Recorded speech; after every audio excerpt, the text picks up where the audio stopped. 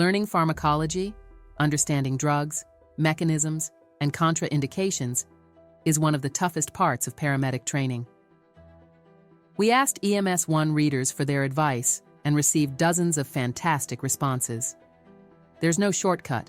Consistent repetition and memorization are key. Review drug cards daily, anywhere and anytime. Begin by understanding how the body responds to different drug types. Learn drugs by their purpose, then by class, as those in the same class often share indications and contraindications. Flashcards help build repetition and recall. Write out each drug's details and carry the cards everywhere. Use dry erase boards to keep rewriting and memorizing until confident. Master physiology first. Know the body's systems before diving into the drugs that affect them. Link each medication's purpose to its related body system. Organize information into charts or lists, including drug names, dosages, indications, contraindications, and mechanisms of action. Revisit these notes often, especially during downtime. Don't hesitate to look up a drug or ask for help. Using resources and confirming details is better than guessing.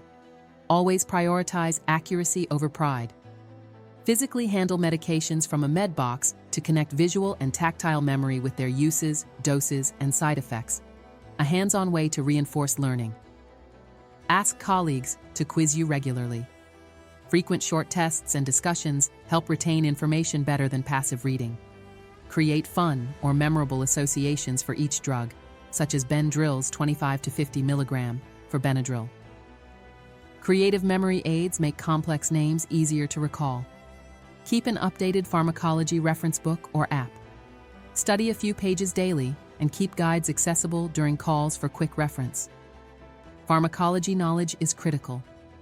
As one medic put it, you have no business giving a drug if you can't explain to a 5-year-old how it works and why you give it.